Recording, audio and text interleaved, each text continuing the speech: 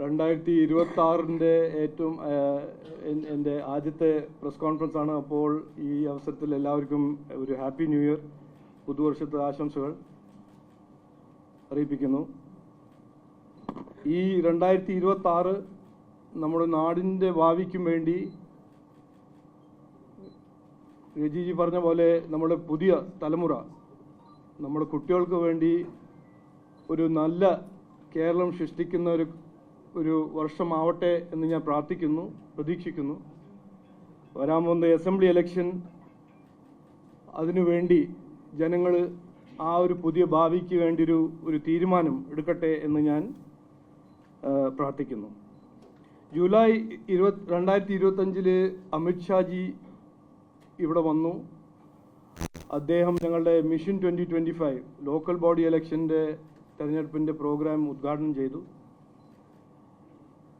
അദ്ദേഹം ഇനി ജനുവരി 11 ഇവിടെ വരുന്നു. ഞങ്ങളുടെ അസംബ്ലി ഇലക്ഷൻ്റെ ക്യാമ്പയിൻ അദ്ദേഹം ഉദ്ഘാടനം ചെയ്യുന്നു.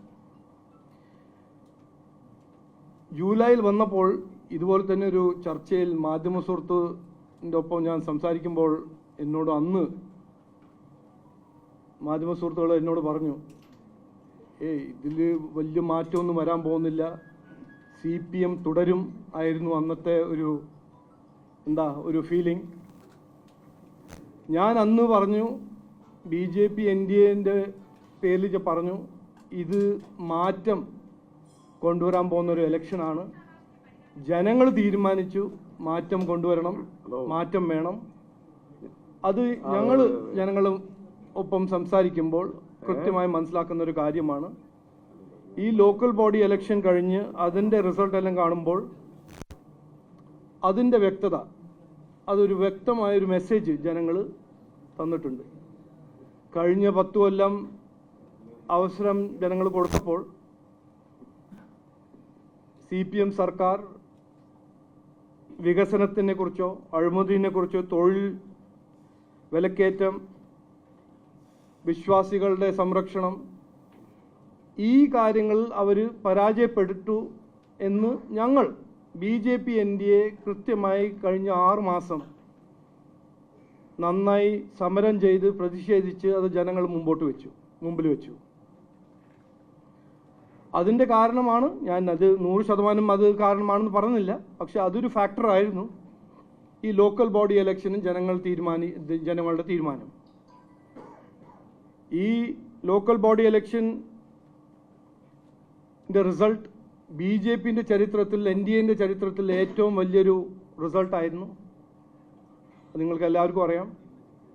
പക്ഷേ അതിൻ്റെ അപ്പുറം ഞങ്ങൾ പരിശോധിച്ച് പഠിച്ച് മനസ്സിലാക്കിയ ഒരു ക്ലിയർ മെസ്സേജാണ്, കേരളത്തിൻ്റെ രാഷ്ട്രീയത്തിൽ ഒരു വലിയ മാറ്റം വരാൻ പോകുന്ന കാലമാണ് ഈ വരാൻ പോകുന്ന അസംബ്ലി ഇലക്ഷൻ. ഒരു ഇൻഫ്ലക്ഷൻ പോയിൻ്റാണ്. കേരളത്തിൻ്റെ പൊളിറ്റിക്കൽ ഹിസ്റ്ററിയിൽ ഒരു ഇൻഫ്ലക്ഷൻ പോയിൻ്റാണ് ഞങ്ങൾ ഈ അസംബ്ലി ഇലക്ഷന് കാണുന്നത്. ഈ അസംബ്ലി ഇലക്ഷനെ കുറിച്ച് മറ്റ് പാർട്ടികളെല്ലാം സംസാരിക്കും, അവരുടെ പ്രചരണവും ദുർപ്രചരണവും എല്ലാം ചെയ്യും. പക്ഷേ ഞങ്ങൾ അടുത്ത 100 ദിവസം മുമ്പോട്ട് വയ്ക്കാൻ പോകുന്നത് കൃത്യമായ 2 കാര്യങ്ങളാണ്. ഒന്ന്, ഏറ്റവും പ്രധാനപ്പെട്ട ഒരു കാര്യം, വികസിത കേരളം. ഞങ്ങൾ ആദ്യം മുതൽ പറയുന്ന ഒരു കാര്യമാണ്. വികസനം, തൊഴിലവസരങ്ങൾ, അടിസ്ഥാന സൗകര്യങ്ങൾ, സർക്കാർ സേവനങ്ങൾ, ഭരണശൈലി, ആരോഗ്യ മേഖല, വിദ്യാഭ്യാസ മേഖല, നമ്മളെ കുട്ടികൾക്ക് പുതിയ അവസരങ്ങൾ, ഇതാണ് ഞങ്ങളുടെ ഏറ്റവും പ്രധാനപ്പെട്ട. ആദ്യം മുതൽ ഇന്ന് വരെ, ഇനി അസംബ്ലി ഇലക്ഷൻ ഞങ്ങളത് മുമ്പോട്ട് വയ്ക്കും, കൃത്യമായി അത് ഇനിയും മുമ്പോട്ട് വയ്ക്കും. ഞങ്ങളുടെ കാഴ്ചപ്പാട്, ഞങ്ങളുടെ രാഷ്ട്രീയം ഈ വികസന രാഷ്ട്രീയമാണ്. അതിൻ്റെ ഒപ്പം ജനങ്ങൾ അവസരം കൊടുക്കുമ്പോൾ, കോൺഗ്രസിനോ CPMനോ BJP NDAയ്ക്ക് കൊടുക്കുമ്പോൾ, സെൻട്രൽ ഗവൺമെൻറ്റിൽ അവസരം UPA കോൺഗ്രസിന് കിട്ടി, കോൺഗ്രസിന് മറ്റ് സംസ്ഥാനത്തിലും കിട്ടി. ഈ ജനങ്ങൾ വിശ്വസിച്ച് അവസരം കൊടുക്കുമ്പോൾ ഈ വികസനത്തിൻ്റെ ഡിപ്പാർട്ട്മെൻറ്റിൽ ആര് എന്ത് ചെയ്യുന്നു, റിപ്പോർട്ട് കാർഡ് BJP NDAന്റെ റിപ്പോർട്ട് കാർഡ് എന്താണ്, കോൺഗ്രസിൻ്റെ റിപ്പോർട്ട് കാർഡ് എന്താണ്, CPIൻ്റെ റിപ്പോർട്ട് കാർഡ് എന്താണ്. ഇത് ഞങ്ങൾ കൃത്യമായി ജനങ്ങളുടെ മുമ്പിൽ വയ്ക്കും. ജനങ്ങളിത് മനസ്സിലാക്കും.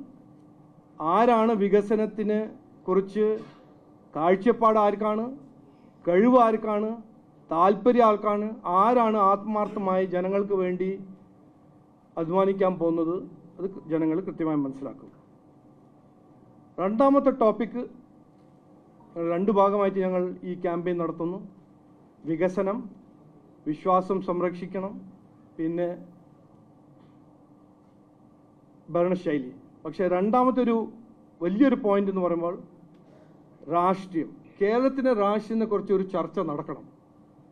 ഞാൻ ഈ ലോക്കൽ ബോഡി ഇലക്ഷൻ കഴിഞ്ഞിട്ട് പേപ്പറും TV എല്ലാം കാണുമ്പോൾ മുസ്ലിം ലീഗിൻ്റെ മുതിർന്ന നേതാവുമാരും ജമാഅത്തെ ഇസ്ലാമിൻ്റെ മുതിർന്ന നേതാവുമാരുടെ സ്റ്റേറ്റ്മെൻ്റ് എല്ലാം വായിച്ച് എനിക്ക് തന്നെ ഒരു അതിശയം.